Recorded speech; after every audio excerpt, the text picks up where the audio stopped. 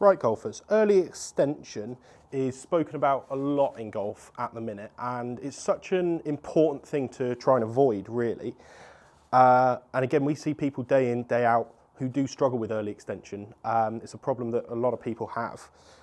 But I always find that people address it really when it's a bit too late. So I find that early extension happens a lot of the time in the backswing rather than in the downswing. Now, to just quickly define early extension, what we mean by that is we extend our body towards the ball. So it's essentially our pelvis, our torso, but also our pressure working towards the ball.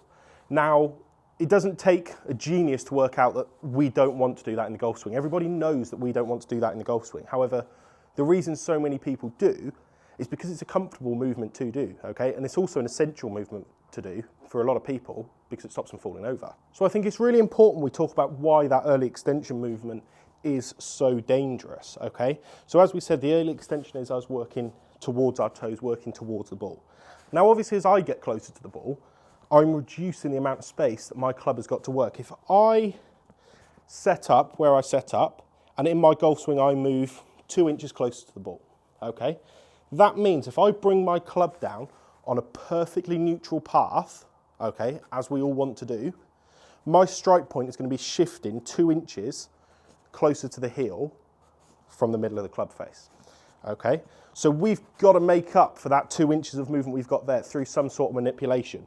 Otherwise we get a big shank, okay, which is where we see so many people shank the golf ball from. Now that movement could be standing the club up, okay, where we sort of see people who get into their impact positions up here, okay, with the handle forward, digging the toe into the ground, hitting big, weak push cuts. Or the other one that we see quite a lot is really no movement at all, okay, and that's when we see people who get a case of the shanks, okay, because they're trying to keep their club on a perfectly neutral plane, but they're unaware that they're actually 2 inches closer to the ball than when they started. So we've got the Gears Golf system here, and we've also got it coupled up with the Swing Catalyst dual motion plates. And in there we can see that there's a direct correlation between setup and early extension, okay? They both work together. So what we see a lot of the time is people who are in a poor setup position, people who've got too much weight in the back of their heels, okay? As they swing the golf club back and the club starts to work behind as well, if the pressure's working this way and the rotation of the golf club's working this way, then eventually I'm going to topple over. So I'm going to have to counterbalance somewhere. And that counterbalance movement is us moving our pressure towards the toes. So what we see on Swing Catalyst a lot of the time is people who set up with too much pressure in their heels will very, very early on move forward into their toes to keep them on balance. And it's a waste of time looking at the early extension in downswing because in some cases we've done it before the club's even reached halfway through the backswing.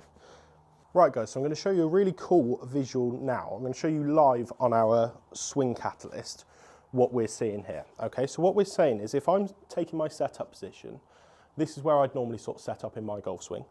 What I'm going to do now is I'm going to push my weight really far back in my heels. Okay, so you can see there in the top right hand box, I've got a lot of my pressure now sitting back. Okay, if I make a super fast backswing at the pace that I would do if I was hitting this normally, see there where my pressure's got to go, okay? Watch that white dot in the middle. That white dot there is the center of my pressure, okay? And just watch as I swing back where I have to go just to stop me from falling over, okay? Because I have that pressure sitting so far back into my heels, if I don't do that movement, you can see there, I fall straight off balance. So that's what we're saying about this early extension movement, is it's not going to be a movement that we're going to do because we want to do it. We all know that we don't want to be doing that. But it's a movement we have to do to stay comfortable, okay, and to stay standing, okay? So I'm just going to show you that one more time. Sat back in my heels, the dot has to work straight forwards towards the ball. So that's how that early extension movement looks from a ground perspective, okay? But we're going to take a little look now at it from a body perspective. So I'm just going to pop a visual up on Gears Golf for you to see, okay? And the example I've got here is, again, someone who gets very far into their heels at their address, okay? We see their backside sat behind them a lot, and they're in that position where they've got their weight in their heels. Now we're going to take their swing up to the top, okay? And we're going to have a little look at it. I'm going to pause it here at halfway. And I'm just going to go from above so you can see it. Now from this position above, what we can see is that their pelvis has shifted towards the ball. Right? Now there, they've done that early extension movement. As we've had a look at with the ground, we know that that movement's an essential movement to do. They have to do that movement to stop them from falling over. But as we said at the start, it's a waste of time looking at this in the downswing when they've already done this movement in their backswing, okay? It's after the horse has bolted, it's too late. We would be far better off teaching early extension, or the lack of early extension that we want, by looking at the setup. Trying to get the pelvis for this individual tucked a little bit more underneath their body, so feeling like they sort of thrust their belt buckle towards the ball a little bit, and in turn getting their pressure a little bit more into their toes. So once they've got that and they've got their pressure into their toes, they can swing the club back and they can work their pressure into their right heel without falling over. And then they can bring their club back through on plane, and there's no need to move towards the golf ball. They're going to give themselves so much more space.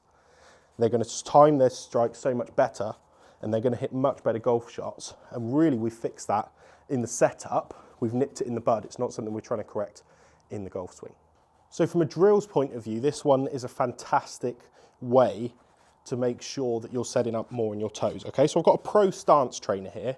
Now, if you haven't got one of these, you can use some tennis balls cut in half, basically anything with a bit of sponge to it, okay?